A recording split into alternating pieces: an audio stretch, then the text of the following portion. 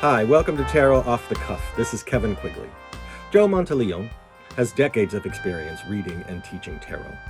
He's been described as a one-man band of magical thinking made reality. Joe has that rare mixture of being able to keep things light while plumbing the depths. It's interesting. He's also a multimedia dance artist and fire spinner, and you can find his work online pretty easily. So Joe, bring us some light. Hi, you're watching Tarot Off the Cuff. I'm Joe Monteleone, aka Tarot with Joe. And today I am working with the amazing Tabula Mundi Tarot. The Tabula Mundi Tarot is by Meleen, who is a complete genius and visionary artist. Highly recommend you check out her work. I'm going to draw a card, and then we're going to discuss a topic related to that card. So let's see. Ooh, we got a flyer. Let's see which one. Okay, so our flyer was the Three of Discs. Where should we go with the Three of Discs? Oh, I love this card because I'm a Capricorn, and Three of Discs is a big Capricorn card. Okay, let's talk about money. Let's be meta and talk about money and tarot and receiving money from tarot. So, lots of things in this topic. Okay, so the biggest thing I hear, not as much anymore because I think people are getting more and more educated on the topic, but one thing I used to hear a lot was, if you have a gift, why are you charging for it? And to that, I say, well, do you ask your doctor that? Do you ask the farmer that? Do you ask the fireman that? Do you ask your architect that built your house? These are all gifts, okay? It's not like people that do psychic healing or coaching work have anything more than people that don't. We all have talent. We're all reflecting the infinite divine in our own way, in our own capacity. So yeah, it's a gift, but I mean, if we all gave our gifts out, that would be a beautiful world, if we could just collaborate without money. But we're just not quite there yet. And that's okay. Patience, okay? So here's the thing. Yes, it's a gift, but it brings me to my point number 2, which is, if you don't charge, it's actually not as valuable, because when people pay, they pay attention. I've heard this myself from other readers, and I have experienced it. Going from reading for nothing to reading for a little bit to reading for a little bit more to reading for a lot to being now a high-end psychic, hey.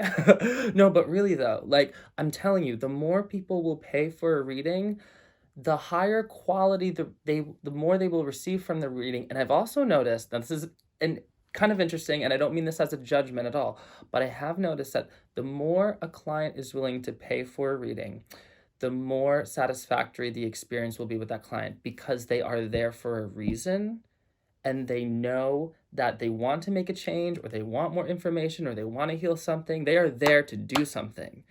People that pay less, it's not, they want what I call symptom work, which is when you kind of just treat the symptoms and make them feel good for the moment. It's kind of like art, in fine art. Fine art is very expensive because it's very multifaceted and deep and rich, and there's lots of influences, and a lot of time and effort goes into it, and it's usually part of a larger scope of work. Then there's entertainment, which is funny and good, and it can be fun, but it's cheaper. You just turn on the TV. You don't have to go anywhere, and nothing is wrong with entertainment or art. And, I had a dance company for 5 years, and I was juggling the world of entertainment versus like high modern art and the concert dance world, and both were valid, but they're different products for different people, and they serve different purposes. So the more you value, the more high art, the less you value, the more entertainment. That's kind of how I see it. You can disagree, that's just my experience. For anyone out there that's feeling a little bit of fear in terms of charging for your readings, I want to remind you something that you probably have not heard, and that's, it's not about you. Really though, it's not about you. Like, the clients that are coming to you, intuitively, psychically, in their awareness, They know if you're going to be of value to them or not. So you have to trust the client to decide what is valuable to them, which is not necessarily an influence on your prices, but let them decide. And this is the big thing. This is when we're going to talk about ego. See, most people would agree with me that ego is, you do a good reading and you think you're the shit, you like read them to filth and you're feeling good and you're like, ooh, so many like $1 million intuitive hits, like that can be ego. But what else is ego is, oh my God, that reading was so bad. I don't know if I did good. I don't know if they liked me. I don't know if it was valuable. Da da da da da da da. It's ego just on the inverse, on the other side, because you're worrying about you. So when you're worried about you and thinking like, oh, I don't know if my readings are good enough to charge, that's ego too. It doesn't have to be up to you. It's always up to the client. Another option, if you are thinking about charging, but maybe you're not completely confident yet, is bartering. I barter all the time. I've bartered for energy work. I've bartered for business consultation, for media work, for marketing. I've bartered for a bunch of stuff. And it's really, really fun because if the exchange is valid and it works for you, then you get something exciting and you get a piece of the other person's world. You give them a piece of your world. It strengthens your bond. It's a great idea. Bartering is really, really great. A really strong reason why you should charge and try to at least barter is because every time you don't charge for a reading, you're actually sometimes doing a disservice to the art of tarot. Not always, not always. But if you're at a point where you know all the cards and you know that your reading is giving value, then allow it to give value and allow the exchange to happen, because that's going to spread the art and practice of tarot as a whole, Like sometimes I like visualize a world where like tarot readers are like fully accepted into the mainstream and like we could take insurance and stuff, and I'm like, probably that would be a complete hell and I don't actually want that to happen, but like if it did, that would be kind of interesting, right? Like you could start choosing insurance companies and being like, and like get a prescription for tarot readings. I don't know what a world that would be. But yeah, okay, what else do I want to talk about with reading? There's something else. Oh, okay, I actually want to share with you my personal history with in regards to value and paying for self-development. So when I was really young, I started tarot when I was very, very young. I was like 11 or 12 when I started.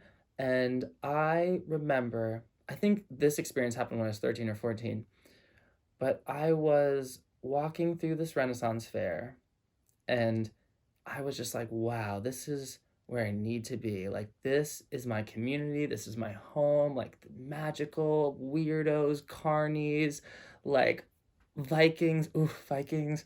This was me at 13. And anyway, actually manifested that dream. I ended up working at the Ren Fair with my mentor, but that's for another video. Anyway, I got a reading by this tarot reader, this guy, and it was so transformative. I think I must have gave this guy like maybe $20 or so. And now that I think of it, I should have given that guy $1,000 or more, because that reading was so inspiring that it accelerated my tarot growth. The first reading I ever got when I was really young, I was like 11 or so. I got this reading from this woman. I think she made $5 off this reading. After that reading, I went home. I found a deck of playing cards, and I was just like, this is what I'm gonna do. Bop, bop, bop. Drawing cards, pretending I knew what the hell I was talking about, but ooh, I was having such a good time. That woman, for $5, changed my life forever. And, the singularity of tarot, it's like the gateway drug into the occult. Once you get in there, you never come back. And so I was hooked. I was in that wormhole, and it was fun. And I should have given her $5,000. That's or more. That's how much that transformation was worth for me. And I'm not saying every reading has to be so transformative, but even if you're like an up and coming reader and you're not reading professionally yet, or even if you are, whatever, like, you've had those readings where you said those words and they were just shook, right? the jaw drop, the eyes wide open. And it's not fear, it's amazement, because it's just the energy or the Akashic records or the guides or the angels or you or your intuition or the tarot itself, whatever. It's just bop, bop. And they're like, boom, there it is, the truth right in front of them.